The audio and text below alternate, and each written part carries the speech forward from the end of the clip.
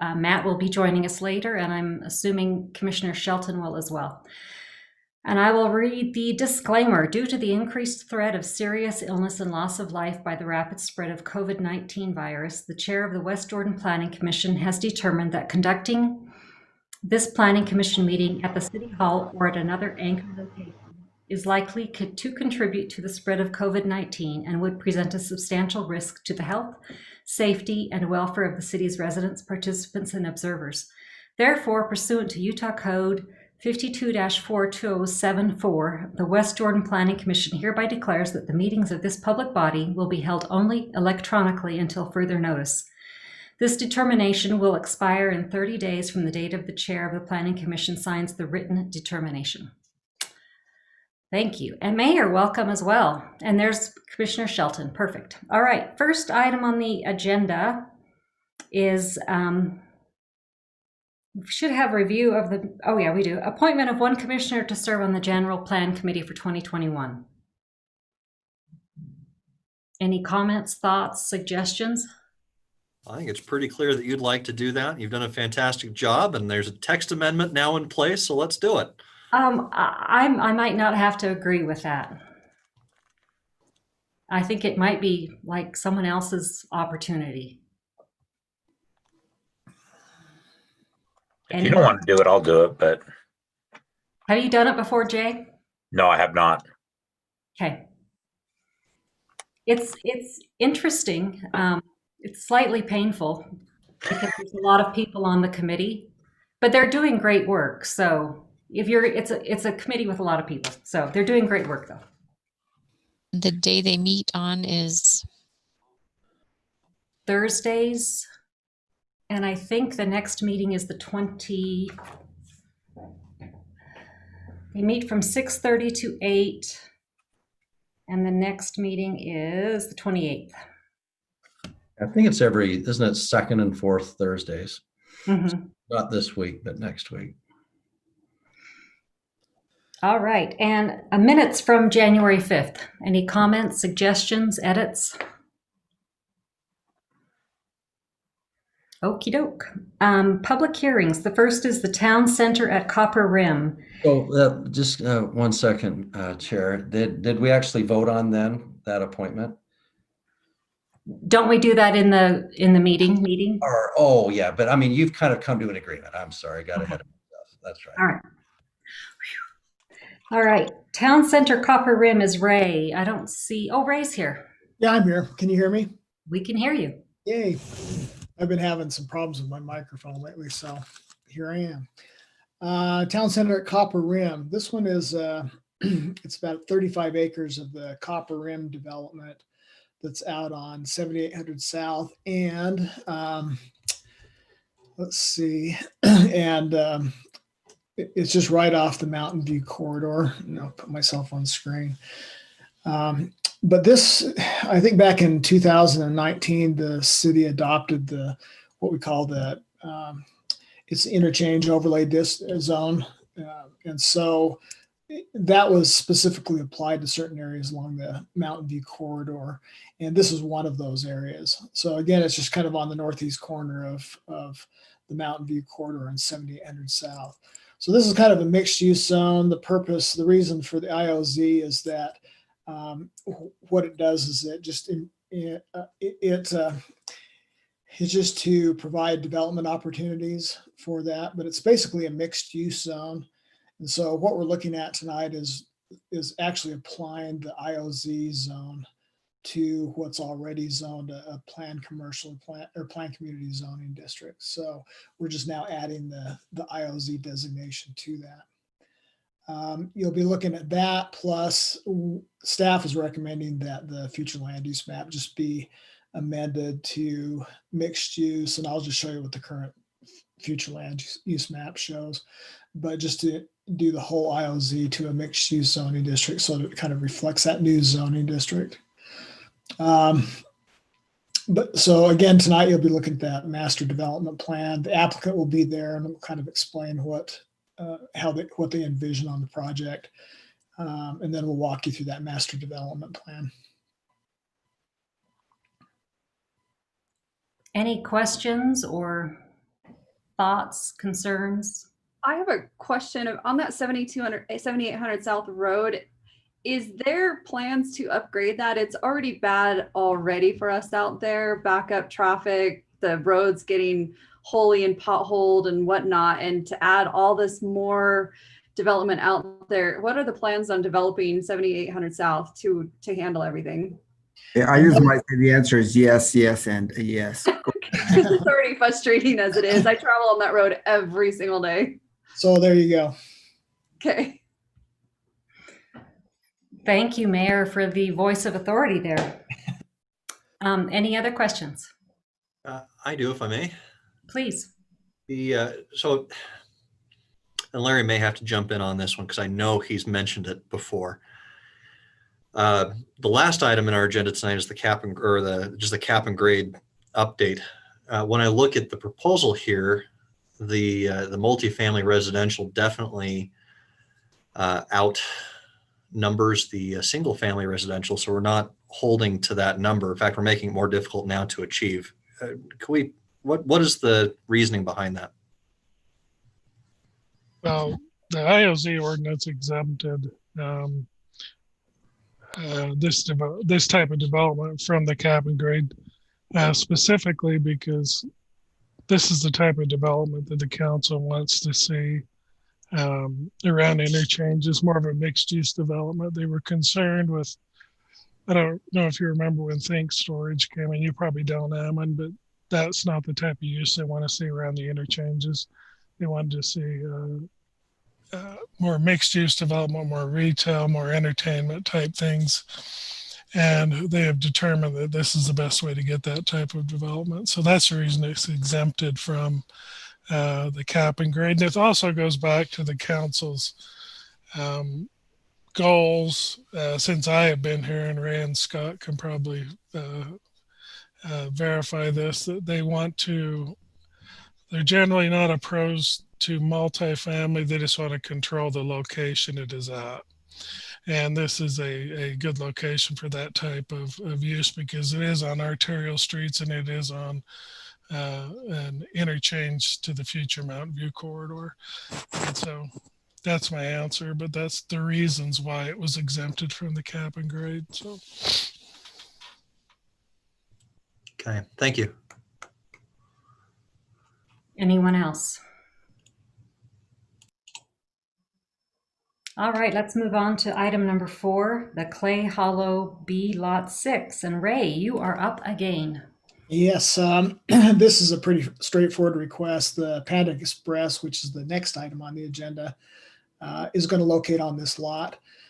But the only reason that it's going to the Planning Commission is because there's on the northeast side of the parcel, there's an area that will be dedicated to the city for a future roundabout.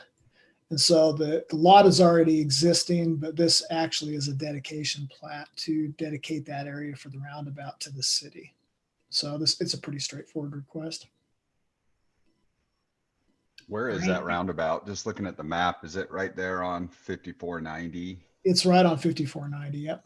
Okay, that's what I thought. Thanks. Any other questions? All right, seeing none, let's move on to number 5, Panda Express. And Ray. Hey, so this is the site plan and the conditional use.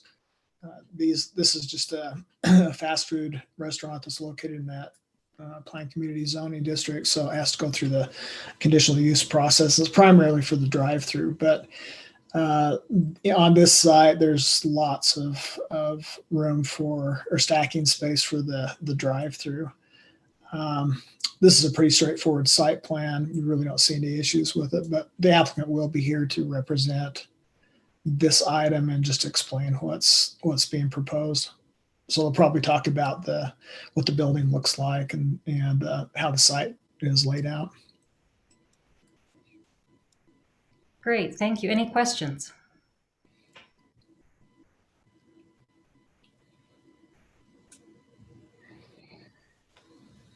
I have never eaten at a Panda Express, so I might have to try it one of these times. All right, number 6 on the agenda, text amendment alcohol uses. Larry. Duncan, that's you. When I think of alcohol, I think of Duncan. So So this particular ordinance is primarily for the purpose of adopting some definitions and then also to allow for certain types of alcohol uses in the certain commercial zones, primarily the SC1, SC2, SC3 zones. Remind me of the other two zones, Larry, CG and C. CG and CM. Yeah, so those 5 commercial zones, there's a land use table that's being proposed that would allow for some of these different alcohol uses in those zones. What it is there's been a lot of changes over the last number of years in state law as to the types of alcohol business licenses that cities can get. And even though you're only going to be looking at the land use titles changes, Title 13, there's also going to be, when it makes its way to the council, Title 4 changes in business licensing. And so we're those same definitions will be adopted by reference in Title 4 business licensing. And so one example would be there's a certain type of alcohol use that's being proposed at Jordan Landing. And currently it's not allowed, not because it's not allowed on a land use table, but simply we don't have that as one of the types of alcohol business licenses, special licenses that's available in our city, just because we haven't kept up to date with what's in state law. So these 20 definitions that are being added should bring us up to speed with pretty much every other city in the state, or at least, in really good shape. And then what we started with then were these main 5 commercial zones. If we're adopting the definitions, adopting a clause that'll allow it in the business license code as long as it's allowed on a land use table, and then putting some of those uses on as permitted or conditional in some of those 5 zones for some of those 20 different types of additional alcohol licenses. Then when somebody, for instance, comes into Jordan Landing and they hypothetically want to do a educational purpose business alcohol license, they can look at the chart and they can say, oh, that's permitted in the SC3 zone here at Jordan Landing, so I can apply for a business license. Whereas right now, it's not available. Like I say, not because the city purposefully is not allowing it, it's just that we haven't adopted the definitions and land use tables to make it available. So planning staff went through and identified the various zones where these would fit. And I could probably just defer back to Larry for any questions on why particular types of licenses or uses are proposed in those various zones. But that's really the purpose of the ordinance. Great, thank you. Larry, do you want to add any color to that?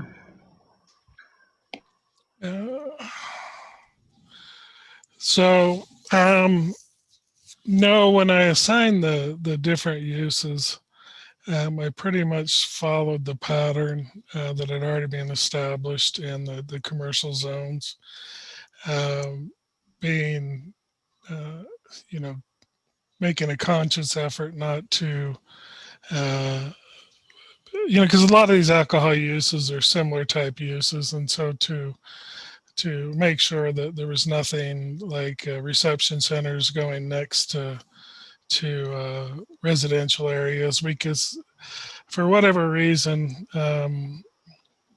we've always had trouble with reception centers, and every municipality I've worked, and I mean by trouble, it's usually issues associated with alcohol, lateness of hour, police calls, and so that really was, what my intent was on doing these. And if you notice in the use table, there's a couple, industrial, manufacturing, and scientific and religious. I didn't assign those into any commercial categories because I feel like that those would be assigned in probably in a manufacturing zone at a later date in the use table. So it doesn't mean that they're off the table at this point. You know, a liquor warehouse is another one that obviously belongs in an industrial zone and not in a, you know, in a commercial zone that you're trying to reserve for other things. And so other than that, the alcohol, you know, special use religious, that doesn't mean that if there's a church that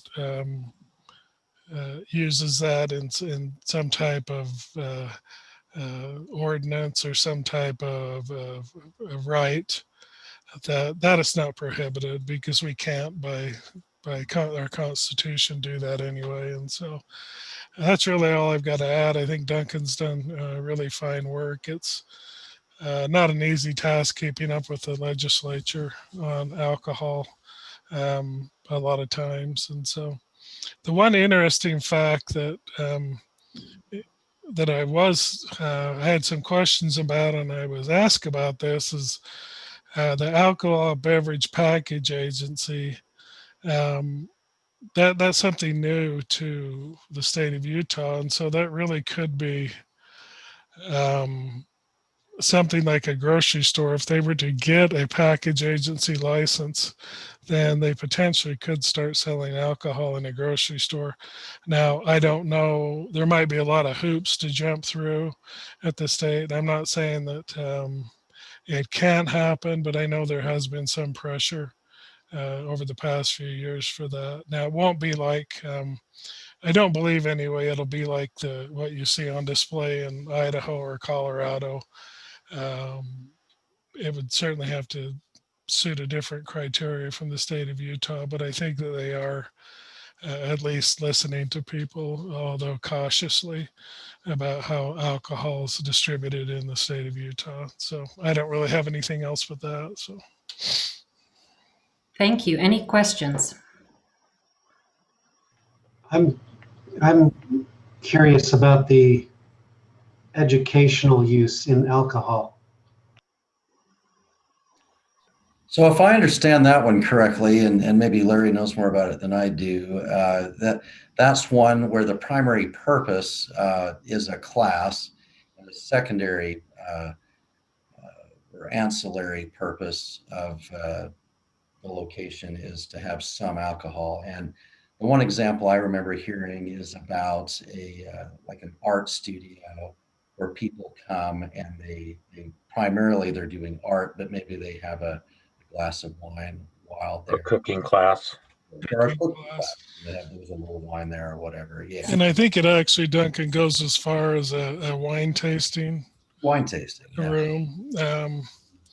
So years ago in another jurisdiction, we did a similar type thing. The guy would he'd grow the grapes in California and ferment it in California, but because of their restrictive and their very, very high tax rate for packaging alcohol there, he would bring it into Utah. And he didn't have a very big vineyard, but he wanted to make his own wine available. So he would have wine tastings in his winery, I guess he would call it, and so they could taste the different type of wine he produced. He didn't produce a lot every year, but I guess once it's got to be bottled rather quickly or something. I don't understand wine, how it works, but it can't just sit in a barrel forever. And so that's I think one thing is tasting, like Jay said, cooking classes, that type of thing. So.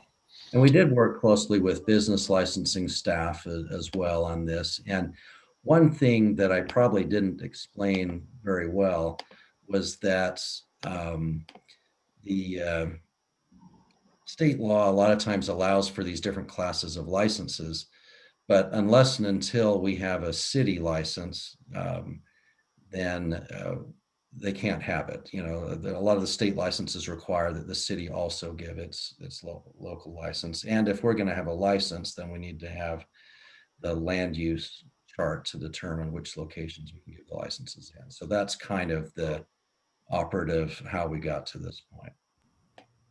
Thanks for the explanation. Thank you. Anything else from that item? Cheers. Perfect timing. All right, number 7, text amendment PCH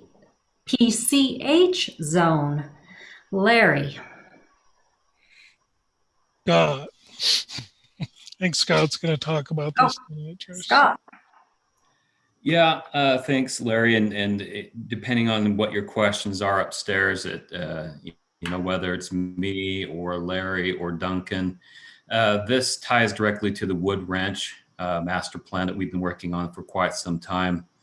And in as much as there's a lot of moving pieces to Wood Ranch and to this new proposed zone, we felt it prudent to get this working draft into the Planning Commission's hands, just so that you can begin to get familiar with it, gather any public input. I don't expect any, but we certainly need to see if there's any public input on this draft, get any comment from the Planning Commission, and then it's anticipated that we will continue to refine this draft that you have in your packet and bring it back when you have the companion document.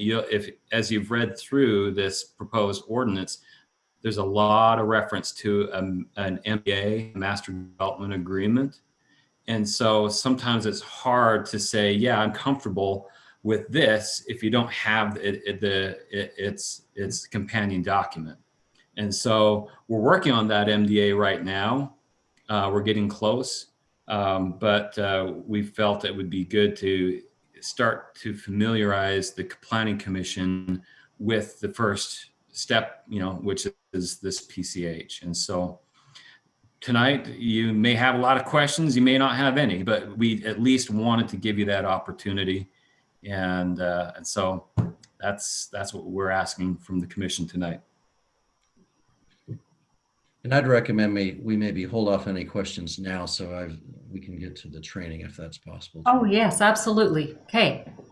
Duncan, you're on. Right, because I think you did already cover the cap and grade, right? So Open and Public Meetings Act training is what we're going to cover tonight. I think Julie could maybe throw some of these slides up on the screen for us, but it's similar to what you had last year, if you guys participated in that.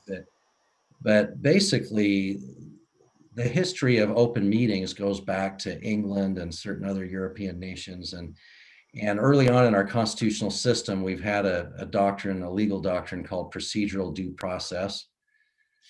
And so maybe, that's second slide right there we could go to.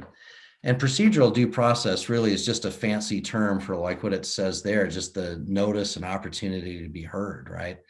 It's just that, people were in a either Democratic or Republican representative type system. And we live in a constitutional republic with representatives at all levels, right? At local level, at the state level, at the national level. Then you have a right to have notice of when meetings are going to be held, and you have an opportunity to, at a minimum, listen in at certain points in time to actually be heard. And certain officials, there's kind of an open door policy where you're able to go in and actually be heard. And it's interesting with COVID nowadays is, that changes a little bit, right? How do you get heard? How do you participate? And some people might argue that there's less openness now. I would argue that maybe there's more openness because people can participate not just by being physically present in meetings, but there's a lot more access to meetings to participate virtually, right? Like during this Zoom meeting this evening. In theory, there could be thousands of people, right, participating, and which we could never accommodate just in person. So if we move to the next slide, it talks about the whole public policy is in the Utah Code, and it just talks about openness. It's the people's business that we're conducting at the local government level, especially in these meetings. The deliberations should be in the open, and of course, it's it's a legal requirement, right, that we remind ourselves about these principles, because they're really constitutional principles, like I say, that people need to be able to participate and be heard. We go on to the next slide.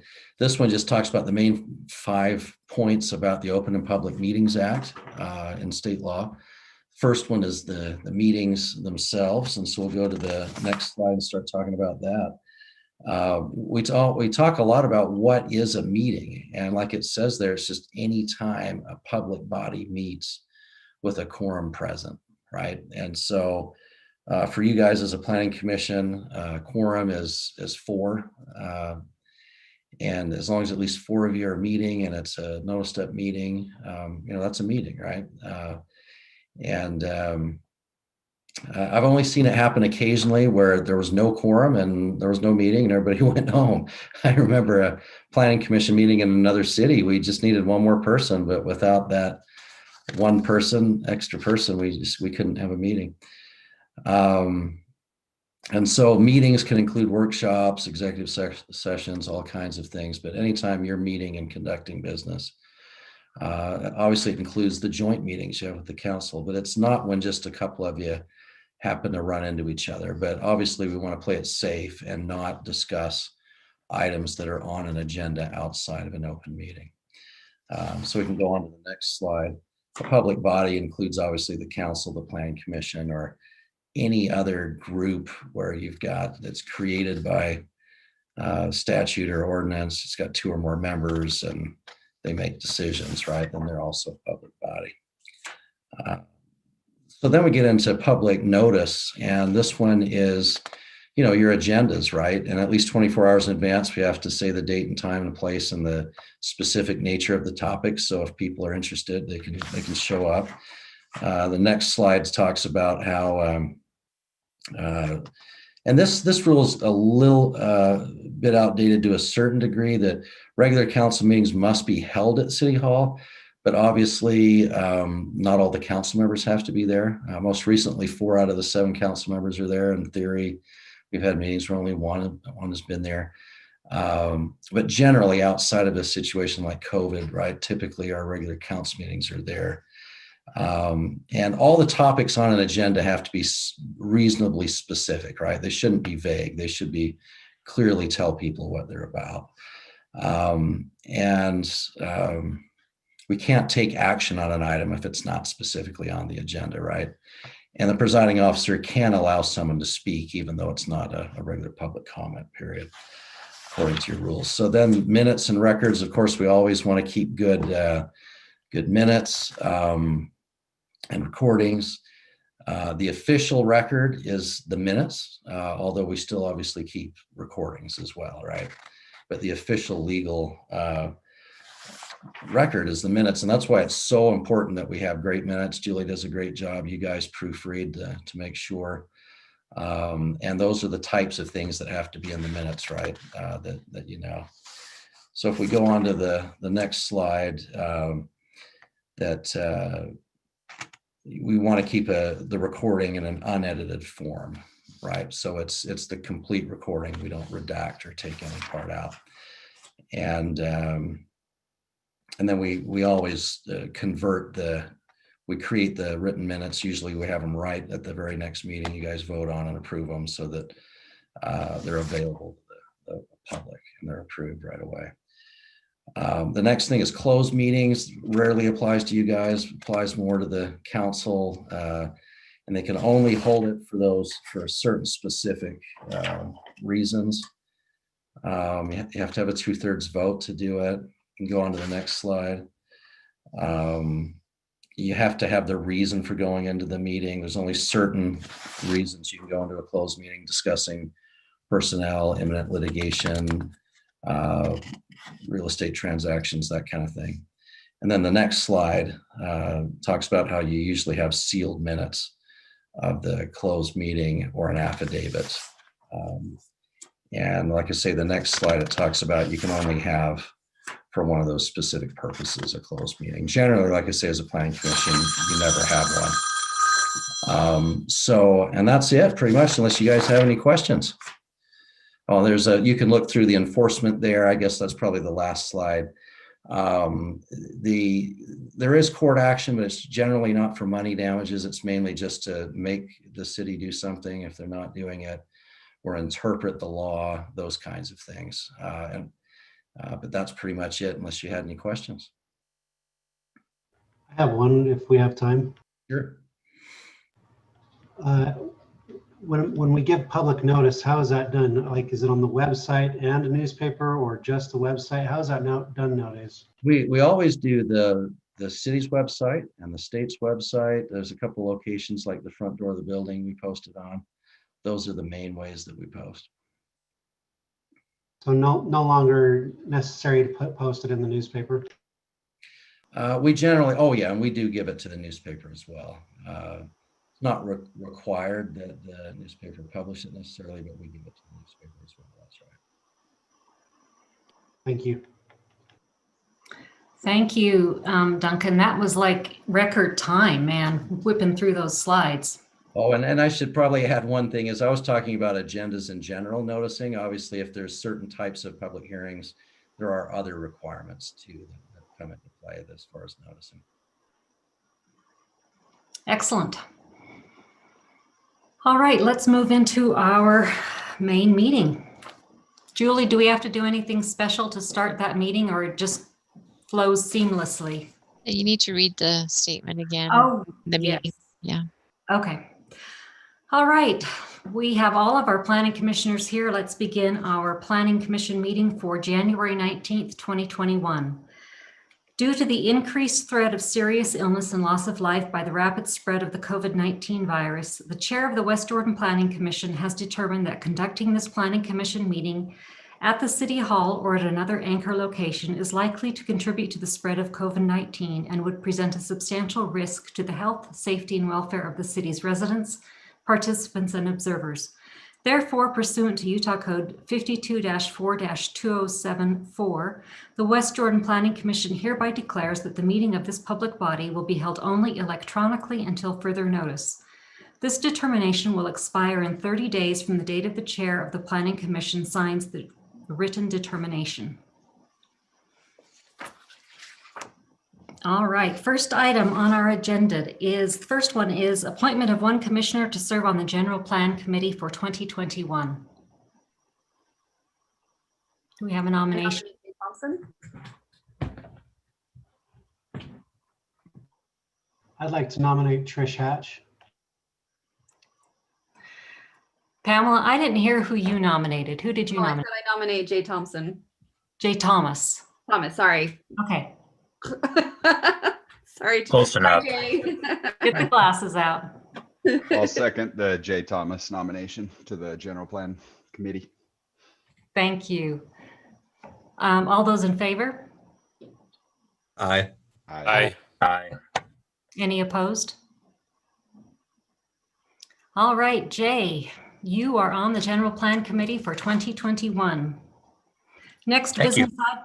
You're welcome. You will find it very interesting. Next business item is approve the minutes from January 5th, 2021.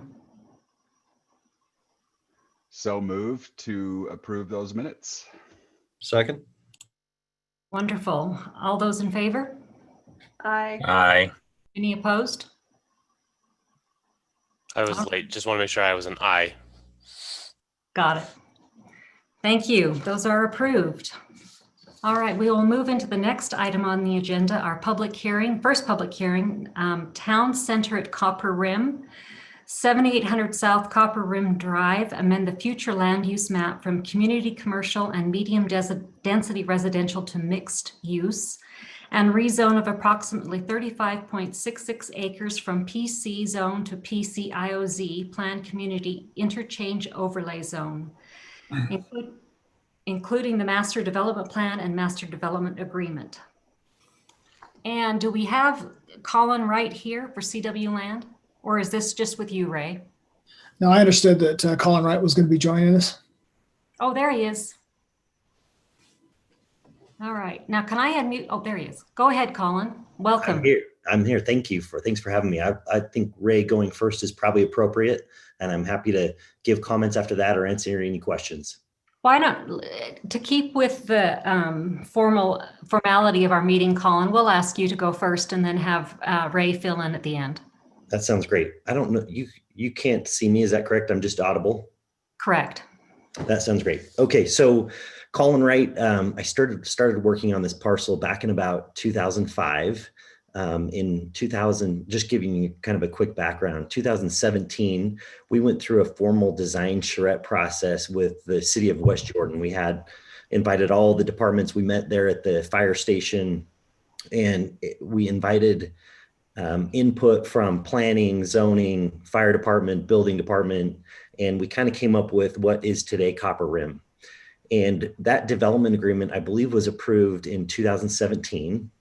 Since then, we've put about $13 million of infrastructure into the roads there. We built a huge spine road coming off of 7800 South, and we improved about 150 residential lots, many of which will start popping homes, and there are homes under construction in several of those. We've also started construction on about a $1.3 million clubhouse. If you drive through there, it's going to be a beautiful kind of a prairie modern clubhouse with a pool in the back, and then about a $750,000 amphitheater down in the wash. So if any of you haven't seen it, you should go see it. It's beautiful. In late 2019, the Planning Commission and City Council approved an interchange overlay zone. And our property was one of those that was identified in the general plan that said, hey, this is a great place for the IOZ. And so we weren't involved in the process of adopting that zone, but when we heard that it was adopted, we read it and we're really excited about it. We applied back in March of 2020 for a rezone for this 35 acres in the corner for the IOZ zone. I believe our item was immediately forwarded to the city council. And I think staff's thoughts were, hey, before you spend $250,000 and 9 months of your life going through the process, let's be sure to get the gut feel of the city council. So we went to city council. I don't remember what month that was. I want to say May or June of last year. The city council was really quick to say it's too dense. And so the plan that you have in front of you today, we've lost over 100 units. None of them are stacked. They're all townhomes or single family detached. And so we listened to the city council. A lot of great things have happened here in the 9 months. Number one, just the lots and the improvements in the clubhouse. And then number two, we have really strong interest on the corner for our commercial property. And I think we're, within a month of hopefully inking a really great tenant there on the corner. And we've been in touch with the economic development group there at West Jordan City, and they're in the loop and they're working with us and hoping that we can land this tenant. So I think we're really close there. So I think I'm happy to answer any questions after Ray speaks, but that's just kind of an introduction of who we are and why we're here. Wonderful, thank you. Any questions for Colin Wright? All right, Ray, do you want to give us your input? I can. I don't know if you want to have the applicant go through what's being proposed, what the amenity packages are, what the proposed densities are. Can you see my screen here? Because I've got the master development plan up on the screen. Yes. He can do that if he wants, or I can go through it with you. Ray, why don't you just touch on that for us?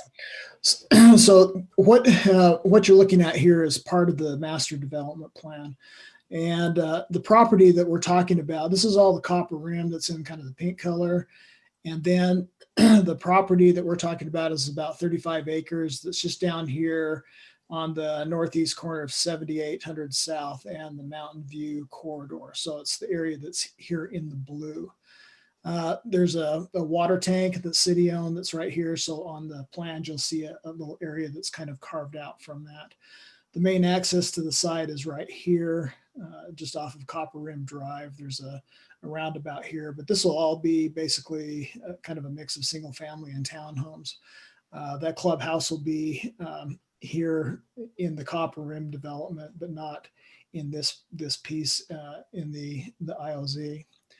So the overall, just to give you an idea, the overall density here with the total 35 acres, and that includes the commercial area, is just a little over 7 dwelling units per acre. But when you break this down, those into just the areas that are only for single family residential, you got a density of range of between 10 and 17 dwelling units per acre.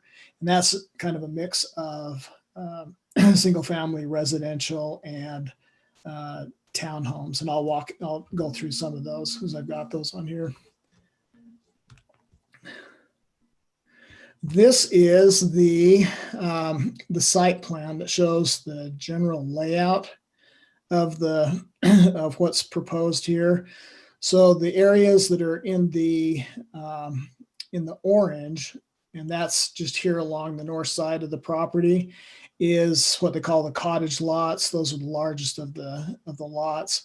Then there's some other alley loaded cottage lots which are kind of wrap around here. The townhome product is in the blue, and the higher density mixed use is shown in the purple. And in between all of this, there are areas that are shown in green, and these are kind of the larger open spaces within the development. As you see, here's the water tank that I was talking about just a little earlier.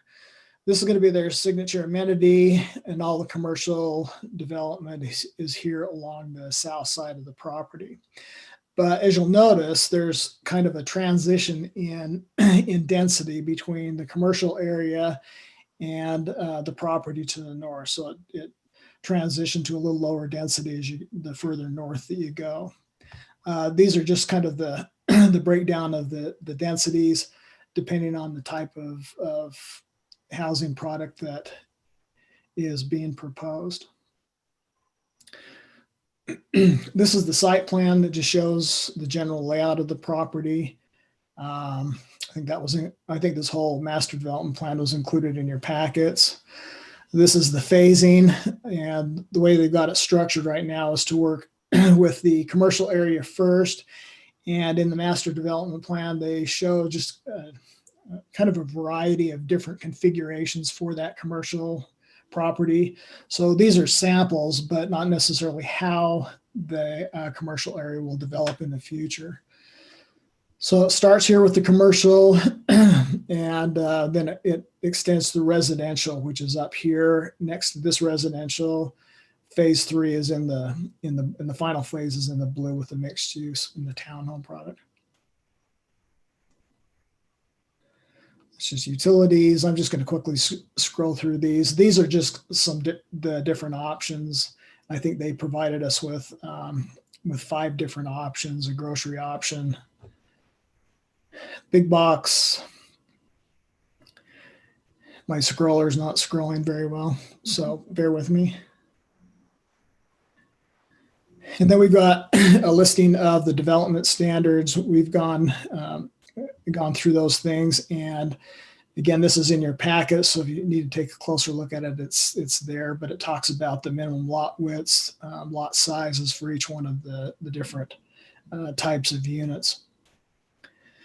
One of the things that I wanted to bring up is that the city code requires at least 2-car parking. And in the diagrams they've shown, these are just examples of some of the I think the cottage lots, and showing the different setbacks. But in our code, it requires a 2-car attached garage. We do allow a certain amount of tandem parking, which may be shown here, but our recommendation to the planning commission, they really should be provided for the most part 2-car side-by-side parking, and that should be reflected as a condition of approval in this development plan. So I need to bring that to your attention, but I'd also like to see some renderings of what these would look like with 2-car attached parking. As you notice here in the front, if there's some of these will be set back 22 foot front setback. That gives us enough room for the larger vehicles. 10-foot rear yard. Let's see, these are the front loaded. This is the alley loaded product with a 5-foot minimum rear yard. And we like that because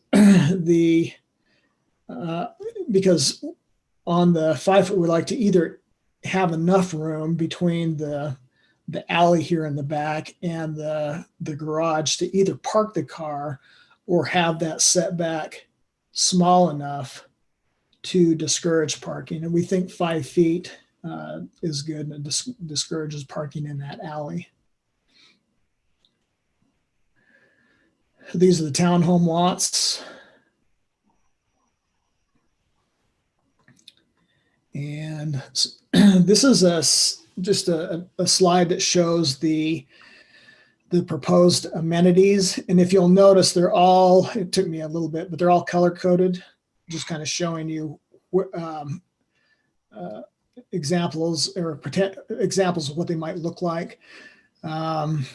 So here, for example, would be the courtyard, which is located here. These are the pickleball courts, which are located right there, along with the playground. And then you've got some picnic areas, some additional, I think that says pickleball. That says pickleball and then courtyards. And then there's a great lawn, the pool and hot tub. This shows what it might look like right there. And then there's also a signature amenity. So it breaks in the master development plan. It goes through and shows what, again, what each one of those areas might look like. So here's the great lawn. This is the playground, the courtyard, the pickleball courts, and then the signature amenity, which is down in the commercial area. This shows the location and heights of the fencing here along Mountain View corridor. This is an existing, I think, 6-foot steel picket fence. And then on the side yards, we require fencing along those side yards. So that'll tie in with fencing that's to the north. These are just some examples of what the signage the signage might look like.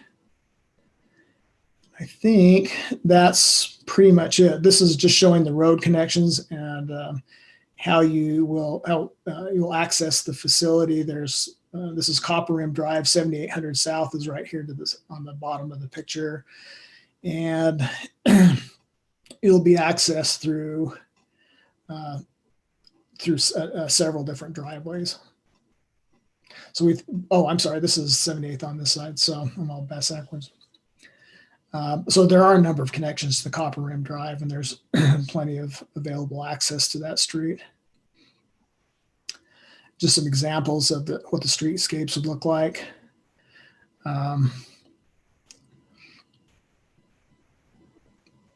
So anyway, that's what's on the table. The other thing that I think that I need to talk about is just the future land use map, just the change to that. And I think what I'm going to share my PowerPoint presentation, just kind of show you what, let's see, just show you what we're looking at as far as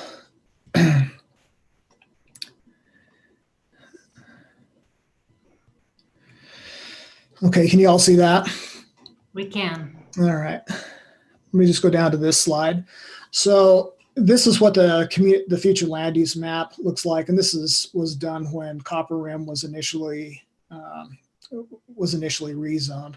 So this is the property here, and as you can see, there's a community commercial part that's down on 7800 South, and then this area right here is medium density residential. And what we'd like to do is just change the future land use map so it really reflects the mixed use component of this project.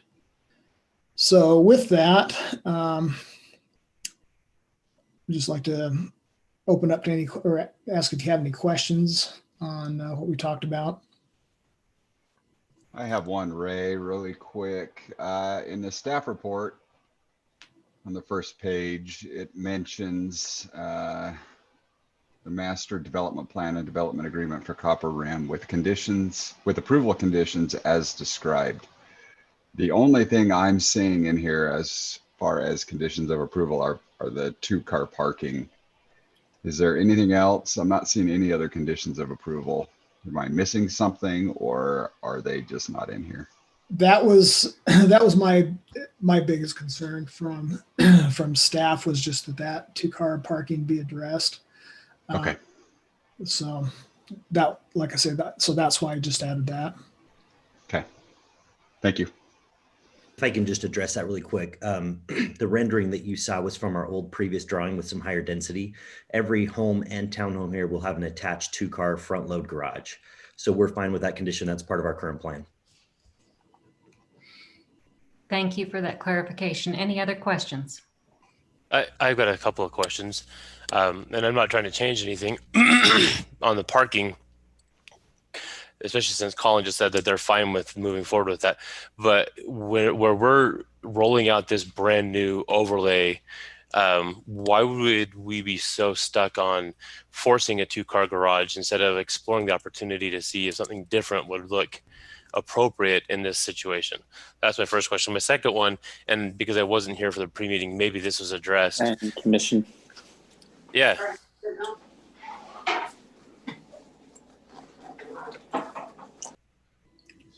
Okay.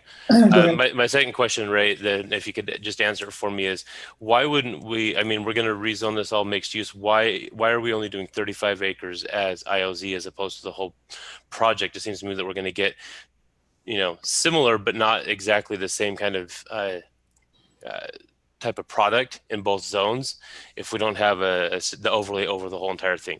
If you could just help me understand that, that'd be great. Thanks. Yeah, I think the whole intent of I'll answer your last question first, but I think the whole intent of that IOZ zone was to focus in on those areas that are kind of the major intersections along the Mountain View corridor, such as 7800 South. So it's Copper Rim is over 200 acres and it extends quite a ways north. But I think the whole intent of that IOZ zone was just to apply it to those areas that were at those intersections to encourage development. So as part of that IOZ zone, there were very specific areas that are listed that are eligible for IOZ zoning. So without going back and amending the IOZ zone to include the entire Copper Rim development, I mean, you'd have to do that in order to extend that IOZ further to the north. Okay, so I remember when we went through those, and I specifically thought about this project and hoped that this would actually happen. I think this is a great move. I just assumed, and then maybe it's just because I didn't understand it, but I just assumed that the whole project, as it was attached to 78th and Mountain View, would be included in the IOZ, and that the similar treatment would have happened across the city. I just didn't realize we were going to say, no, it's only like the immediate, first 35 acres that are adjacent to that corner as opposed to the whole 200. I didn't realize that. Is that something that was specifically described in that approval, or I don't remember that. I remember the conversation about changing it. I just don't remember specifically that that we were going to allow kind of 2 uses in the same zone there. Oh, yeah. I mean, it was something that was discussed at that time, and that's something that those limits were defined.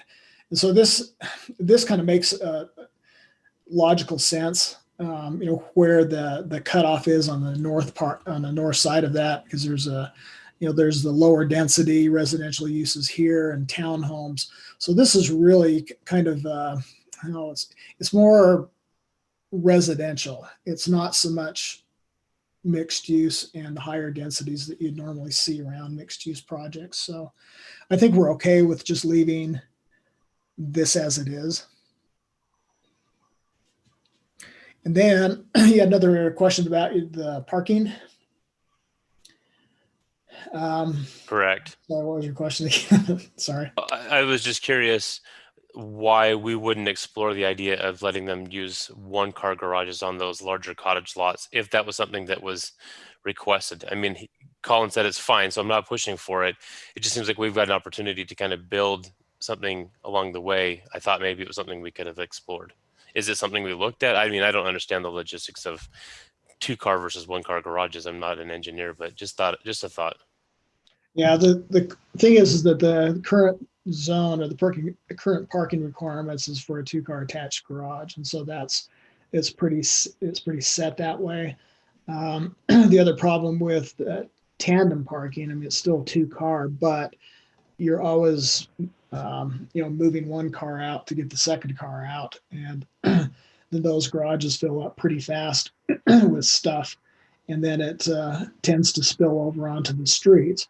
And so I think Bill Baranowski is here, and he may want to address, the street parking and see if could be something that could accommodate or would lend towards 1-car garages.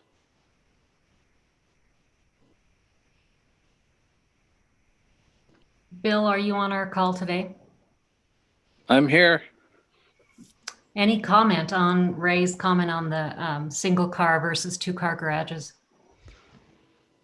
Yeah, I anticipate mostly when we have 2-car garages, people will use them for storage, just like they would a 1-car garage. And we probably will have lots of on-street parking from this development. So that should be looked at carefully, that we have room for those on-street parking vehicles. I think Scott has his hand up.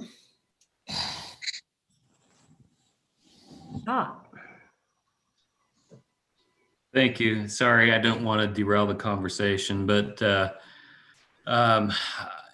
I was perhaps a little bit more familiar with the IOZ and the creation of that text in the code.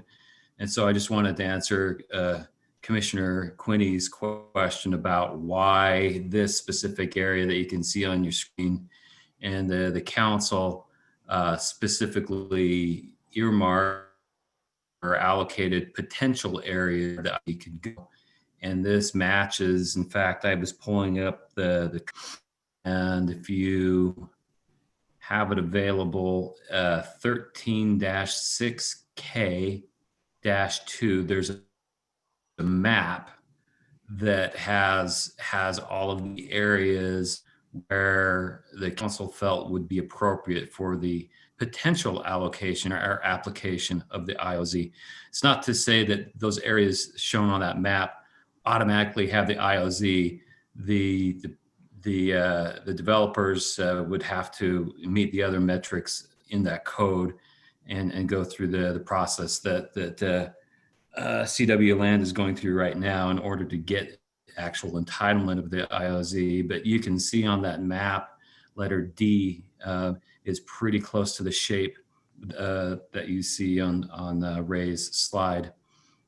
And then the other question about parking and tandem parking, again, in our code might be helpful. I just have that up here. It says under, let's see, 13-12-3 of our city code, letter G, it says tandem parking. It says, although permitted for parking that is not required, tandem parking spaces may only be counted as required parking spaces where approved by the Planning Commission in the following instances. Number 1, multifamily dwellings with garages, and number 2, where valet parking services are approved by the Planning Commission. And so Ray's it's very appropriate that Ray is calling that out. If indeed that was the previous design, the Planning Commission would have to specifically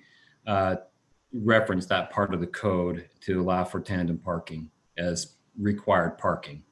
So hopefully that helps and it doesn't derail the conversation too much, but just a little bit of history. I get that, Scott, the map. My question on the mixed use was, I mean, we're converting this entire section from, medium density and community commercial all to mixed use, which I applaud. and we're adding the ILZ, which I applaud. I was just curious why we wouldn't extend the ILZ to the whole entire thing. I know that they said, hey, it's just this little section, but it's just one project. It just seems strange to me that we wouldn't apply this to the entire project and instead of just that one specific zone. I mean, this is our first crack at our first bite at it, as it were, right, on this ILZ. I'm just trying to make sure we do this right the first time so that it's an attractive option going forward. Thank you, Commissioner Quinney. Any other questions for staff? I have a question about the parking. Okay, go ahead, Commissioner Shelton. I'm assuming that there won't be any street parking allowed in this development. Is that correct? No, I think there will be parking that will be allowed on the public streets. It just kind of depends on where it's located and how wide it is. I mean, within the development, the streets that are within the development.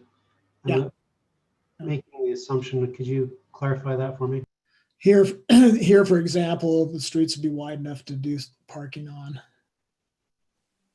And here, but maybe along here, but the rest of these are going to be alley loaded. And so that's probably another reason why 2-car attached parking should be required. Yeah, that's actually kind of where I was going is I just want to make sure that this development is going to have adequate parking, not only for the residents, but for those who may be visiting. They've also on one of these other diagrams just showing that there will be additional guest parking as well. So I think that'll help. Thank you. Any other questions for staff? All right, seeing none, let's open up the public hearing. And I can't see, Julie, if anyone is raising their hands. Let me see if I can change my view.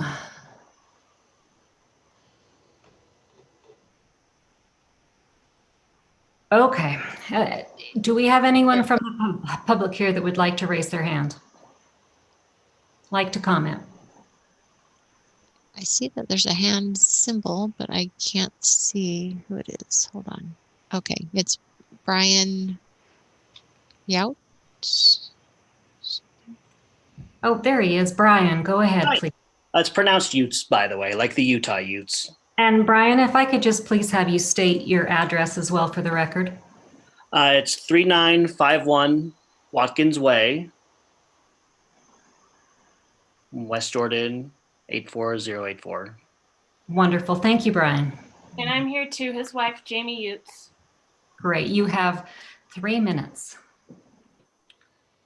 We wanted to comment on the item 6 in your agenda. Okay, we are only on item 3.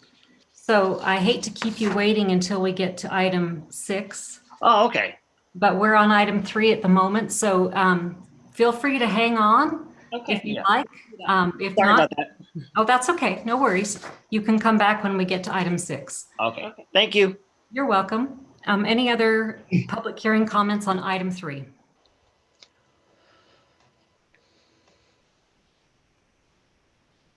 All right, seeing none, we will close the public comment section and take it back to the Planning Commission for further discussion and a possible vote.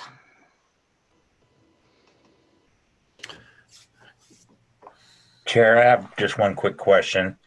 When I was going through the packet, and I'm not sure who can address this, I noticed that the water tank that they're putting in there is for another area that's of water use, not the one that they're proposing. Is that for some of the older section and not the newer section? Maybe somebody can address that for me. Yeah, my understanding is that water tank will serve the areas to the south. It's not necessarily for this development. So is this water being just already in use? In other words, the supply already, that's what's being used for this particular development? Yeah. I think part of it, and Colin, you may know more about this than I do, but part of it is there's different areas that are served by different water tanks in this development.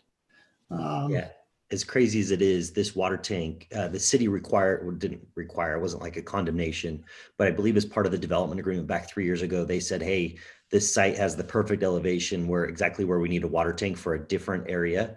So believe it or not, this property, the city purchased this land from us. They've built the water tank, but the water tank that you see there does not service any of our lots. So that's kind of the story. City bought it maybe 18 months ago. They constructed the water tank, but it doesn't service any of the lots here that we're building in Copper Rim. And that's part of my question is where's the water supply for this development coming from? Good question. So you can, if you go back to the overall master plan, you don't need to, but really we're at a standstill. Everything north of where we're building now will need the Zone 5 water tank, which I understand is, a $10 million problem that we've all got to solve.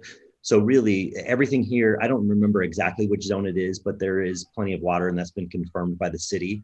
But the rest of Copper Rim, everything north of what we're building now is really on hold until we can get that Zone 5 water tank built. And we're coordinating with other developers. We had a phone call with the city last week. So does that answer your question? Yeah, that's actually exactly what I was getting at. So thank you. Yeah. Unfortunately, we're keenly aware of the water problem we have and we're trying to help fix it. Okay. Yeah, I just want to confirm that, yeah, what Colin indicated is accurate. The tank site that you see in Copper Rim provides for Zone 3. It's a Zone 3 water tank. And Copper Rim, the development itself, is served its own water pressure Zone 4 and 5. And so Colin is right. We definitely need a Zone 5 water pressure zone to come online, not just for Copper Rim, but a lot of the development out on that west side. So, but they do have water for what you're reviewing today. Okay, that's exactly what I was trying to get at. Thank you. Thank you, Commissioner Thomas. Any other questions? Sure, I've got one. All right, Commissioner Allen. A general question for staff. It was indicated at the beginning that this went initially to the city council for kind of a tummy rub, and it came back saying, it's too high of a density. And I think you said about 100 units have been removed. So roughly 25 to 30% of what was proposed at that point has been removed. How does staff feel at this point with the density? Do you think this is more in line with what you heard from the city council? I do. I think part of that was also to expand that, make sure there was enough commercial to serve all these people as well. I think it was a combination of those two things, but I think this plan supports or addresses what the city council's concerns were at that time. Okay, thanks. Thank you, Commissioner Allen. I have a question, Ray, my question is concerning, is the commercial being developed first? Did I see that as a number one on a previous slide that you showed? Yes, that was the first phase. Okay, thank you. Any other questions? Possible motion? Looks like we'll have two motions. I'll go ahead with the first one here, unless anybody has anything else. All right, based on the information and findings set forth in the staff report and upon the evidence and explanations received today, I move that the Planning Commission forward a positive recommendation to the City Council to rezone 35.66 acres and approve the future land use map amendment as described in the staff report. Second. All right, all in favor? Aye. Aye. Any opposed? All right, 7-0 in favor. Commissioner England, take the second one. Based on the information and findings set forth in the staff report and upon the evidence and explanations received today, I move that the Planning Commission forward a positive recommendation to the City Council to approve the Master Development Plan and Master Development Agreement for Copper Rim Town Center with the conditions of approval as described in the staff report for 2-car side-by-side parking to meet city code. Second. I'll second that.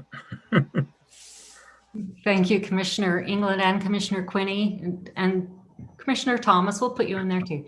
All right, do we have a vote? All those in favor? Aye. Aye. Any opposed? All right, 7-0. And let's move to item number 4. Clay Hollow B, Lot 6. It's 5503 South, 7800 West, final subdivision plat for road dedication, PZ zone, Peterson Development.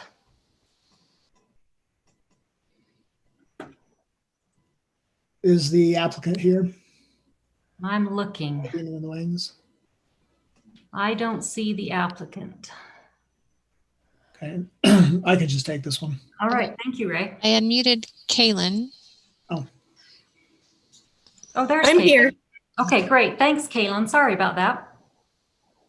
Yeah, sorry. So I don't know if Paul is also on this call, Paul Stringham. He was going to be presenting tonight, but I can give you just it's pretty simple. This is an existing lot in our Clay Hollow subdivision, and it is, we're just requesting to dedicate a portion of it to the city for a future roundabout. And so we're just modifying the lot to dedicate that to the city. So the lot would now be 0.996 acres, and we're dedicating 5,655 square feet on the northeast corner of the site. That's pretty much the overview. Thank you very much, Kaylin. Do we have any questions for Kaylin? All right, Ray, do you have anything you want to add? I don't. This just goes hand in hand with your next item on the agenda. This hatched area shows the area that Kaylin talked about that will be dedicated to the city. So this is basically a street dedication plat, and it requires planning commission approval. Great, thank you. All right, we will open the public comment section. Do we have anyone here to speak on this item?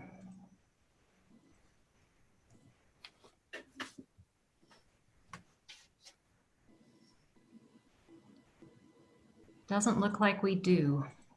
All right, let's move it. We'll close the public comment section and then head it back to the Planning Commission for further comment and a possible motion.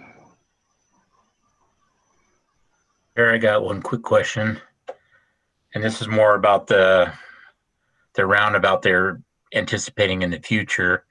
Will that be right up directly on 7800 South and not 5490?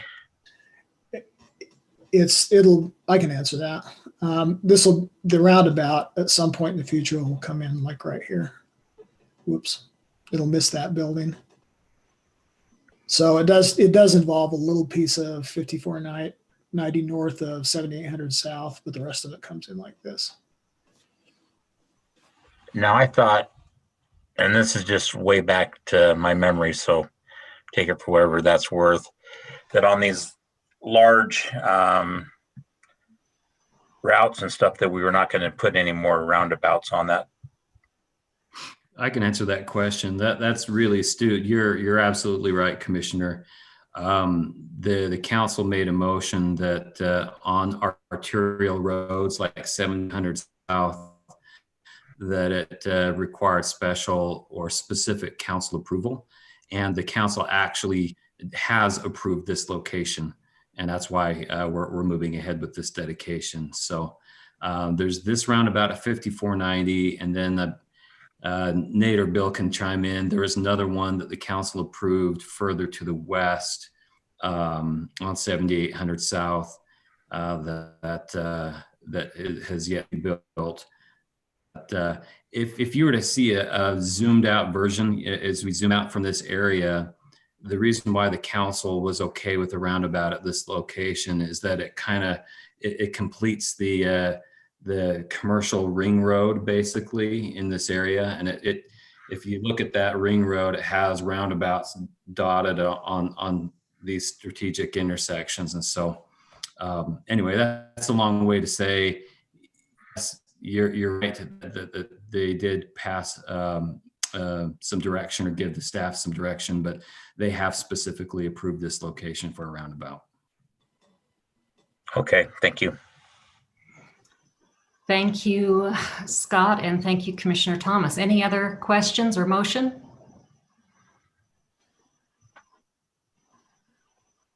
I can go ahead and make the motion. Please do, Commissioner Quinney. Sorry, I thought I had the report up here. Give me 1 second and I'll have it. Based on the findings set forth in the staff report, I move that the Planning Commission approve the final subdivision plat for the Clay Hollow B, Lot 6 commercial subdivision located at 5503 West, 7800 South in the PC zone with the conditions listed on page 2 of the staff report. I'll second. Thank you very much. All those in favor? Aye. Aye. Any opposed? All right, it passes 7-1. Thank you very much. Now the next item on the agenda is number 5, Panda Express. Again, at 5503 West, 7800 South, preliminary site plan and conditional use permit PC zone. And we have CRM architects and planners. Ray, do you know if they're joining the meeting? I talked to them today and they said they were. There he is. Please go ahead, Lupe.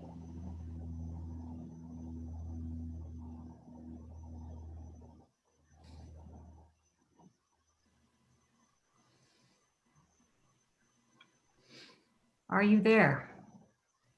If not, I can walk you through it. Okay, he's got his microphone is off. CRM Architects, if you can hear us, please go ahead. All right, Ray, why don't you step in? Okay. So this is again at 5490 West on 7800 South, just on the southwest corner. I'm going to scroll through this. This is just the future land use map. As you can see, it's neighborhood commercial. This is just a cartographic error. This really should go along the street here. So it's zoned. It's already zoned and shown as commercial on in the development plan. This is just another site, kind of in a series of developments that have occurred here and fairly recently. So this will complete this corner. But it's for a Panda Express. This is a copy of the site plan just showing the general layout of the site. Here's 7800 South. This is 5490 West. This is the street dedication area that was just shown in our last item. And Panda Express plans to develop the site here. So the building below, I like the layout of the site because the building is up against 7800 South with all the parking that's to the rear of the building. There are 3 points of access. There's one off of 5490 West. There's one off of Ranches Loop Road. And there's also one that crosses here on the northeast side of the property. So there's plenty of parking for this proposed use. There will be a drive-through along the east side of the development. So it'll come through here and exit out through here, or you can drop down through this area. It's kind of hard to see, but there is pedestrian connection or access to the sidewalk on 7800 South, and that cuts through here and then goes along here and then connects into the sidewalk at that location.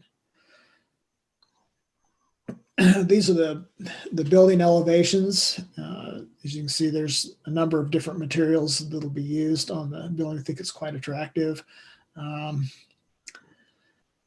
see. These are the type of materials that are going to be used. This is the fibrin with the brown, then a mix of stone as well on the buildings. This is the landscape plan. As you can see, because this will be developed in the future as that roundabout, there's not a lot of landscaping will be installed on this corner at this time, but there will be some shrubs to kind of break up that corner a little bit. So this will ultimately end up being what's landscaped along here. And then there'll of course be the curb gutter sidewalk and and park strip that'll be moved up along this area with the required street trees. All of the parking islands will be landscaped, and there'll be some landscaping here in the back as well. The dumpsters will be located up here close to the building. So we really don't see any issues with it. They're looking at site plan approval and then approval of the conditional use for the fast food restaurant of this size.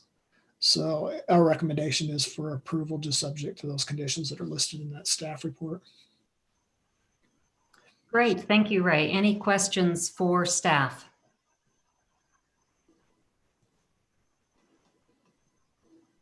All right, seeing none, let's open the public hearing portion. Anyone here to speak on this item this evening?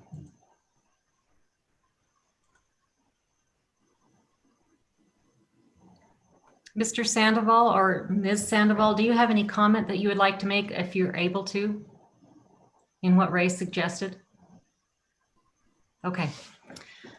And there's no public comment, so we will close the public hearing section. Chair? Yes. I wonder if we want to ask the people who, oh, never mind. I'm ahead of myself, sorry. Okay, thank you. All right, we'll close the public hearing and send this back to the Planning Commission for further discussion and a possible motion. I'll go ahead and make a motion if there's no comments. Please do. All right, I move that the Planning Commission approve the preliminary site plan for a fast food restaurant general for Panda Express located at 5503 West, 7800 South in a PC zone, subject to the approval of conditions listed on page 2 of the staff report. I'll second that. Thank you, Commissioner Bloom and Shelton. All those in favor? Aye. Aye. Aye. Aye. Any opposed? All right, this passes 7-0. All right, and the next one, I move that the Planning Commission approve the conditional use permit for a fast food restaurant general for Panda Express located at 5503 West, 7800 South in a PC zone, subject to the approval conditions listed on page 2 of the staff report. And that's for the conditional use permit. Thank you. I'll second. All right, all those in favor? Aye. Aye. Aye. Any opposed? All right, we are good, 7-0. Thank you both. Thank you, everyone. All right, text amendment, item number 6 on our agenda, alcohol uses. And Duncan, I believe you have this for us? Yes. So the this particular ordinance deals with basically 2 issues. One is creating 20 different definitions of alcohol uses in the overall city code and the zoning definitions section. And then secondly, it actually provides for some of those particular alcohol uses in certain commercial zones, in particular the CG zone, the CM zone, the SC1, the SC2, and the SC3 zones, which are our primary commercial zones. Like I say, these 20 different alcohol special licenses in state code are typically only allowed in the city if the city has a commensurate local license for the same special type of alcohol beverage license. And so this simply provides for those definitions under state law to be allowed here in the city, but then only as a permitted or conditional use in the specific zones where they're allowed. And if it is a permitted use, if this is approved by the Planning Commission and Council, then someone could come in then for a special alcohol beverage license, business license, as well as apply through the, as a permitted use for that particular use in the appropriate zone.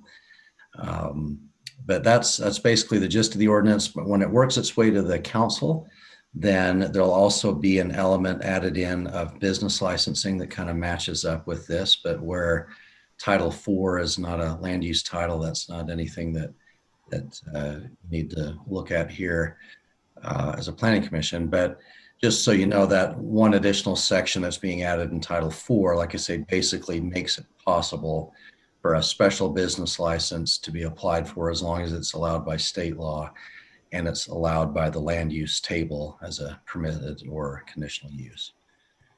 So. Thank you, Mr. Murray. Any questions for staff? I've got one, and maybe less more of a comment, and Duncan, say if you agree or not. But my understanding, essentially, of all of this is really just to bring our code more current with what's happened at the state over the last couple of years. That's right. Our thank you for cueing me into that specific topic. This will bring our city codes up to speed with the current state code. Right now, it's not up to date. This will get us there. There's been a lot of changes in recent years in state code. And just like anything else, as cities, we're constantly trying to keep up to date with changes in state law.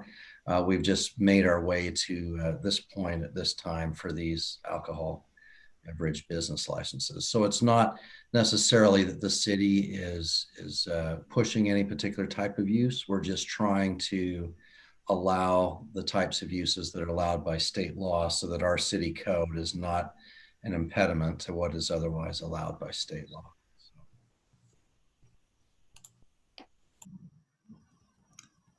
Thank you, Commissioner Allen. Any other questions for staff? All right, let's open up the public hearing portion for this public comment section. And I already know the Utes family is there. So Mr. and Mrs. Utes, this is your moment to share your few thoughts. Julie, can you unmute them? Sorry, my bad. Hello. Well, thank you for having us here. My wife and I own an art studio in Jordan Landing. It's called Easley Art Studio. And we've been in the process for trying to get a liquor license there for at least a year now. And hasn't been an easy process, which is fine, but our goal is to give our customers a nice experience in our art studio where they can come in and paint. And in these wine classes, there would be wine education as well. They would come in, have a wine education, and then we would move on to the actual painting. It would be one 5-ounce glass of wine. Honey, anything you want to say? So the reason why we're approaching the council is we've been in communication with the DABC. And as discussed, the DABC has all those licenses in place for all the types that we could apply for. And the special use educational license is what we were recommended. And so in pursuit of this, we've done all of our research and we've applied. The only thing that we need now is consent from our local government in West Jordan. And so we're hoping that we can proceed with that. With your help, we would love to have some wine tasting classes with our studio. Thank you very much for your comment and for doing business in West Jordan. Are there any other public comments? I do not see any. All right, we'll go ahead and close the public hearing section. And I just have to say, I draw a lot better when I have a glass of wine. All right, let's send this back. Send this back to the commission for further discussion and a possible motion. And Sheriff, if I could, Jordan Landing, just so you know, is in the SC3 zone. And this ordinance, as currently drafted, does allow as a permitted use the educational purpose special use in the SC3 zone. So. Thank you very much, Mr. Murray. I'll make a motion if nobody has any comments. Please. I think it's great. I think this is a great way to move forward, and I look forward to wine tasting and painting. All right. Based on the information and findings set forth in the staff report and upon the evidence and explanations received today, I move that the Planning Commission forward a positive recommendation to the City Council for this application. I'll second that. All right, all those in favor? Aye. Aye. Any opposed? All right, we are. I was also in favor. I just couldn't get to my mouse in time. Sorry. It's really hard when I don't have it on all the time like I used to. Matt, you're slacking now that you're no longer the chair, Commissioner Quinney. You've taken some time off there. Okay, it passes 7-0. Thank you very much to the Utes and for their comments and for doing business in West Jordan. All right, next and last item, well, not quite the last item, text amendment, item number 7 in the PCH zone. This is to amend the 2009 City Code, adding 13-5, Article L, Planned Community Hillside Zone, citywide applicability. And Mr. Langford, you have this one for us this evening. Thank you, Chair. The commission is aware that the city has been reviewing an application for the Wood Ranch development. And for those who may be not familiar with ranch development, it's located in the very northwest corner of the city. It's a fairly unique property. We're entertaining the potential of a 600-acre master plan, and it's in the foothills of the Oakers there. And so with the size, with the location, the geography, the grading, the topography, and the nature of the proposed development, it quickly became apparent to staff that we needed to create a new land use tool to facilitate this type of development. One of those tools is this new zone, this PCH, or the Planned Community Hillside Zone. As you've looked at it, there's a lot of moving components to this proposed ordinance. And there's a lot of reference to a master development agreement, or MDA. And so the intent of bringing this to the commission as a working draft is to gather your feedback, your questions, so that we can basically solidify this new land use ordinance. And in conjunction with that what that will allow staff to do, as well as the developer, is to finish working on a draft MDA, and at a future date, when that MDA is a little bit further along, we'll bring both this PCH and the MDA back to the commission as companion documents, so that you can reference both and have a comprehensive view of this master plan. And it's really important for the Planning Commission to understand what the restrictions, what the allowances are for this zone, because as you've read, if this property is rezoned and Wood Ranch development moves forward, each of the sub areas of this master plan, so a smaller subset of the 600 acres, each of these sub areas will come back to the Planning Commission for your review and approval, as well as the individual subdivisions and site plans that will be part of this master plan community. So the Planning Commission has a lot to do with the future review of anything that goes on this property. And so the PCH lays the foundation. And so that's why it's important that you get this early look. It's early for you. We've been working on this for quite a while. I've got Mr. Murray and Mr. Gardner and Mr. McCandless all on here. If you have any questions, we'd be happy to to do our best to answer those questions, or if you have general feedback. All of that is important for us as we finalize this draft. So that's my presentation. There's a lot, there's 70 some odd pages to this ordinance. A lot of that is the definitions. And in fact, the last ordinance that you just made a recommendation on with the alcoholic beverages, you basically wiped out a bunch of definitions that will just be folded in with that other ordinance. So with that being said, Chair Hatch, turn the time back over to you. I don't know if the developers from Daybreak are on the line. They potentially may have some comments if you open it up to public comment. I see Mr. Tolbert from Ivory is here. He's not the direct applicant, but he is he's working in tandem with Daybreak. Oh, there's Mr. Yeah, Sant. Rich is here too.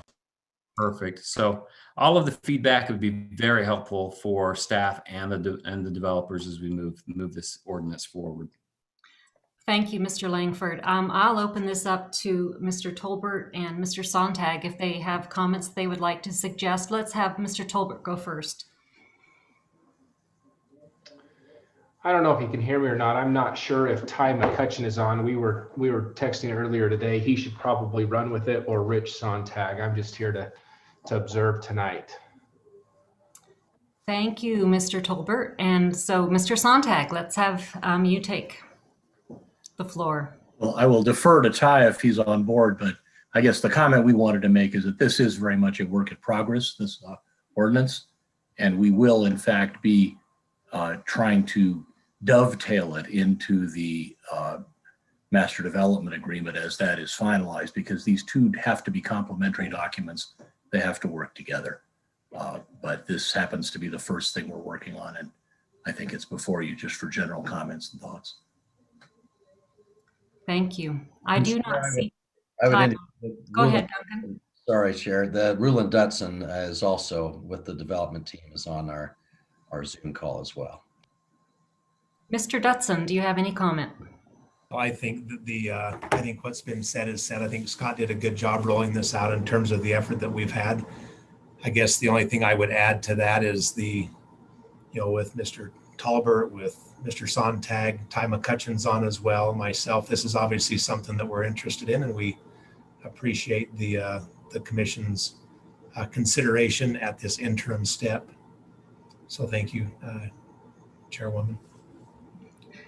Thank you very much. Ty, I don't see you on the call. Am I missing you?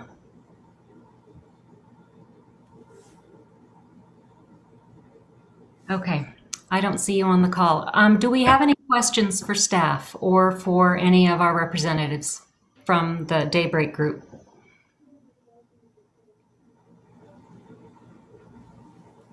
No, I'm just scrolling through this and everything seems pretty reasonable to me. Okay, let's open this up for a public comment, public hearing section. Is there anyone here to speak on this with the public?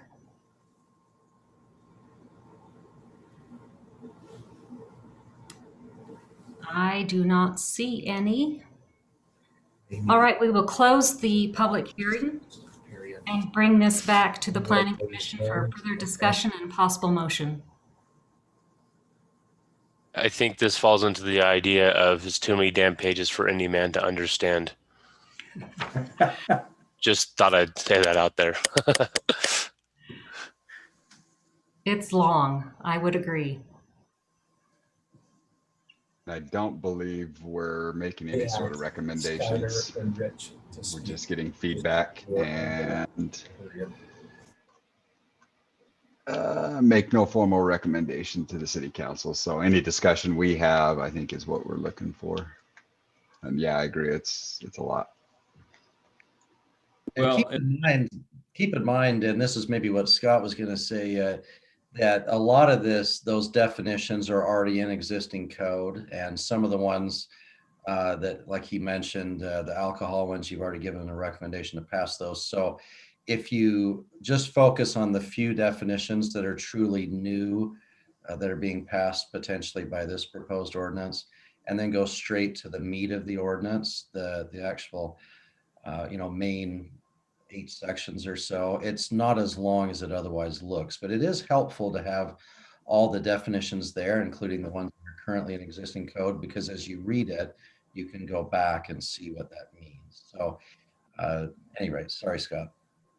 That's perfect. I was going to mention that. And then catch me if I'm going out of line here, Duncan, but we recognize that it's a large document and it's fairly new. We sort of took the existing PC zone and modified it greatly. And so if you do have additional comments or questions in the future, we would look to you, but I don't know if I'm stepping out of bounds here, Duncan, if we have to have the feedback in a formal meeting, or if we can receive that independently. I should have talked to you about that offline, but any thoughts on that, Mr. Murray, from a legal perspective? Yeah, well, any business of the Planning Commission ought to be done in the open meeting, right? Like from our open act training. But if there are specific legal questions or just how the current code works and how this would tie in, I think individual questions from individual Planning Commission members of city staff or planning staff, myself, whoever, would be appropriate. We just have to be where this is technically a generally applicable ordinance, but we do need to be careful and do the business of the public in the open. But individual questions from individual staff would be appropriate. I think my only thoughts on this is I'm just looking forward to seeing the actual development, master development agreement, and see how this was applied within that agreement. It'll definitely make a lot more sense than trying to read through 68 pages of lines of 2,000 lines of code or whatever it was. Absolutely. Next time the commission sees this, Matt, you'll have the benefit of all of the exhibits, and you can meter that appropriately. So yeah, that it'll make more sense. And also you'll have the MDA, as Mr. Sontag mentioned. They're meant to dovetail with one another. So it'll be a lot. I won't lie, but it'll be a lot for the commissioners to review. But we hope to get it to you early next time it's on your agenda, so you have plenty of time to review and digest it, because it is a very important project to the city. I think it'll make a lot more sense when you can see the two side by side too. I'm looking forward to that. Thank you, Commissioner Thomas and Mr. Langford. I have I mean, maybe this is a silly question, but is there if you were to Reader's Digest condense this down, what would you say are the most major changes or major things that we should be looking for or being aware of? I appreciate that question. So as I mentioned, this is a unique property and a unique development. And so there's a real concerted, focused attempt to allow flexibility, and allow for a product that West Jordan has not seen really to date. If you're familiar with the Daybreak development in South Jordan, one of the hallmarks that makes it a unique neighborhood and development is the fine-grained interlacing of different housing types, right? Instead of the bigger block by block, this is your R18, this is your R16. It's more of a fine-grained interweaving of those land uses. So I would call the commissioner's attention to that flexibility. I would call your attention to there's a few exemptions that's baked here, specifically an exemption to our existing hillside overlay. That exemption, though, is not just a blank check. There's a mention of geotechnical review and analysis that is required, and you'll see that component more heavily mentioned in the MDA. So I talked about the fine grain of this proposed development. Another thing I'd call your attention to is the sub areas of the different neighborhoods in this master plan, and you'll see those called out as place types.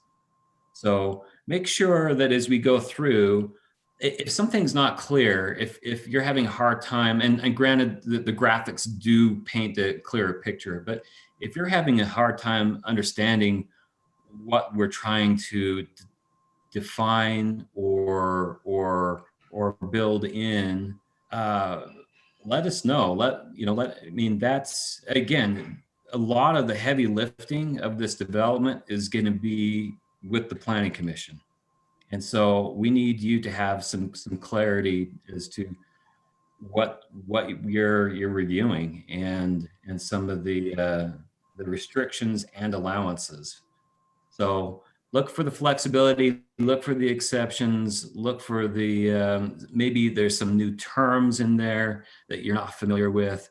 We've tried to include those new terms as new definitions.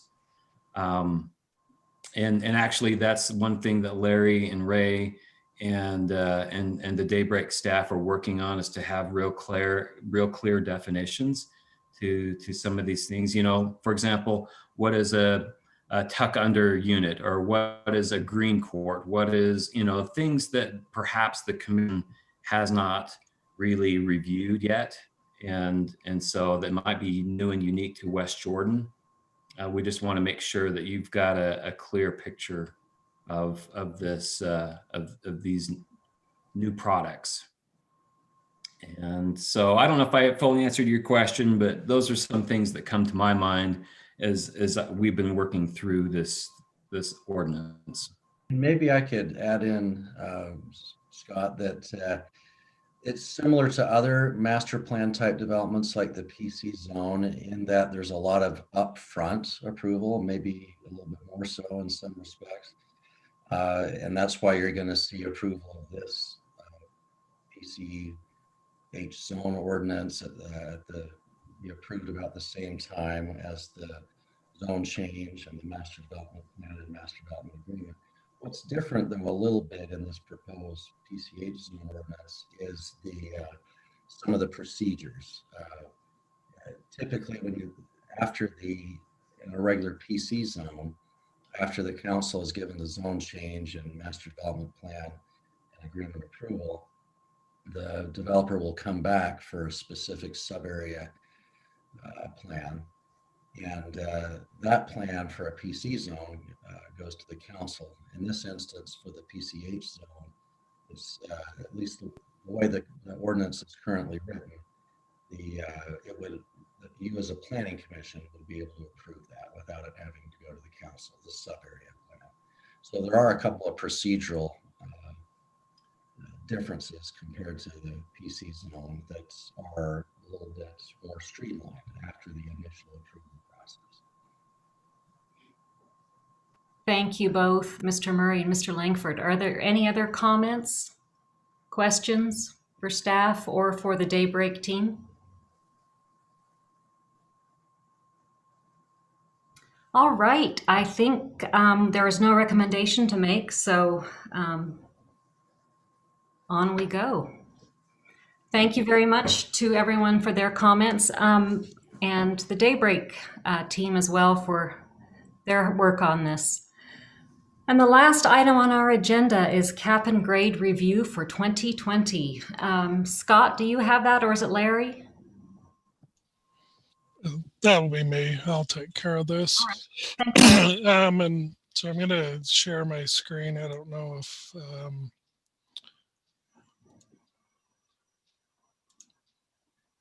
all right. So if you can see that, what this is Mark Forsyth in our office every year. He keeps excruciatingly painful, along with Lane Western, the building official. They keep very, very fine, detailed records on what is being constructed in West Jordan. from the time that it's approved to the last permit that's issued. It's all tracked. And as you recall, there may be some new members to the Planning Commission, but in the year 2013, 2014, there was a onslaught of multifamily projects that right after the Great Recession that were coming under approval with the city. It was probably about 15 to 1,800 units. The council didn't want to see that trend continue, and they wanted to try to establish numbers of what they wanted the city to look like as far as single family versus multifamily ratio. And bear in mind, this is 7+ years ago. And so what they determined at that time is that when the general plan was adopted in 2012, it was 23% multifamily and 77% single family. The approvals at that time, the pending projects that were approved or under approved, or who were entitled, I should say, had skewed that percentage to 28, up to 28% single family, with to a 72%, single family, and then the higher 28% multifamily. And so they adopted the cap and grade ordinance. And what that is that city has to meet the 77-23% housing ratio before any new multifamily projects could be approved, or any multifamily. And in West Jordan, multifamily is anything from a duplex up. So it's essentially, if it's not single family, it's multifamily. However, in the interim, after that ordinance was passed, the city found out there's a few things that they cannot exclude. One would be any housing for a protected class, which could be seniors, people with disabilities, also low income, excluding low income. With the cap and grade could be fraught with all type of legal challenges. So the city council chose to put those back in as uses that are allowed or exempt from the cap and grade ordinance. And then they also put any development within transit oriented districts as an exemption. Which that makes sense for multifamily. And again, this goes back to kind of what I said in the pre-meeting about the city council controlling where they want density. And around Track Station, that is a good location for that type of use. And then also it came later on that some of these larger projects were asking if they could put some multifamily component in their project. In Copper Rim, I think, was one of them. There was a couple other that were asking about a multifamily percentage of unit count within their development. And so the council determined in projects 80 acres or more that as long as they met the ratio of 77% single family, or excuse me, no more than 18% of the unit count. I think it's actually 17%, excuse me, 17% of the unit count could be multifamily. So that was lower than the cap and grade number of 2377. And so with those exemptions in mind, it's good to note that most of those entitled projects back in 2013 are nearing completion. The only exemption would be the development in the Jordan Valley TOD, which is, since that time has approved 400 new units, but they're still have a few hundred units that they're entitled to in that development. But by and large, there's been no multifamily development outside of the exemptions. In fact, there's been none, except there was a couple of little duplexes in properties that were zoned duplexes years ago that the council chose to add into the exemption. And I think that affects maybe 3 properties in West Jordan. And so by and large, there's been a lot of construction of multifamily, and so we still hear the the claim that West Jordan's approving multifamily and hand over fist, but that's simply not true. These projects that are being constructed are things that have been entitled for 7-8 years now. But the largest share of the construction in West Jordan has been single family, and over the last 7-8 years, it's averaged just about 300 single family homes a year, which is busy, but not so crazy busy that you can't keep up with it. That can be done well, that inspections can occur and all of that. And so in essence, what I'm trying to say is that the amount of single family over that same 7-year time period has just been about 2,100 units. And so there is a large share of single family going on to offset the entitled multifamily. And as if you notice, if you go down to this line where my cursor is, when I first started here in 2014, it said if 200 single family homes were built. Well, right now it's at 24 years. At that time, it was at 55 years. So you can see that it is catching up with the percentages of this analysis. And so will we ever get to 77%, 77-23? I don't know. That'll depend on future councils and future planning commissions and what their decision is made. But I would say that the cap and grade has achieved the goals of slowing down the amount of multifamily in comparison to the single family development. And what it is doing more is putting multifamily where the planning commission and city council want it to be, just not random parcels that are zoned changed to a certain zoning that allows multifamily. It's near transit corridors, near major roads, near shopping. And so it is working, I believe.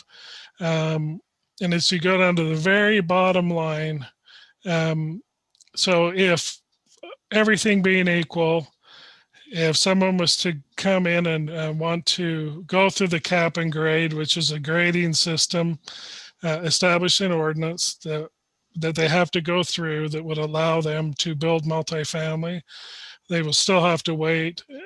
And so I'm trying to put this in a way that's understandable. So Mark has put here that there's 1,453 units, a negative 1,453 units available. So that means there's no units available. That could be just as easily put as 0. But what this does is give someone, well, then maybe it'll catch up someday and see if you go up here to the 300. Then if they wait another 16 years, if they wait to the year 2036, maybe Donald Trump will have another presidency at that time and they can build multifamily at that time. But anyway, so that's where we're at. It's coming closer to parity, but I think it's still a long way off before multifamily really is approved on a massive scale again in West Jordan, and if it ever will be. So does anyone have any questions for me? No one's going to throw out a Trump comment after Larry threw that at us?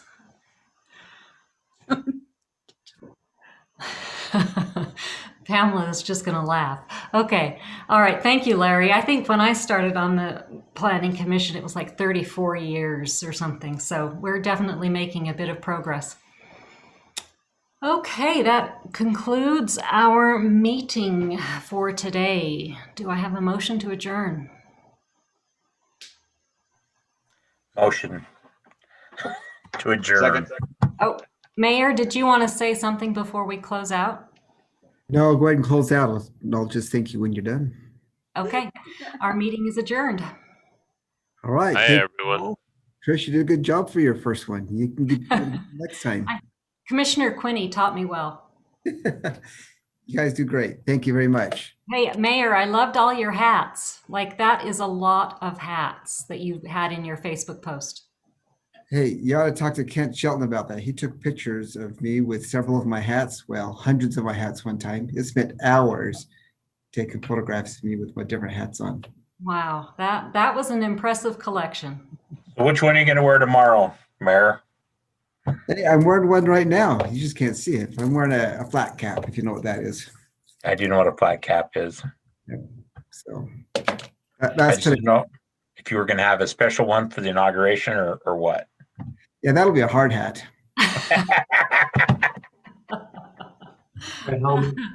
Touche. Yeah, touche.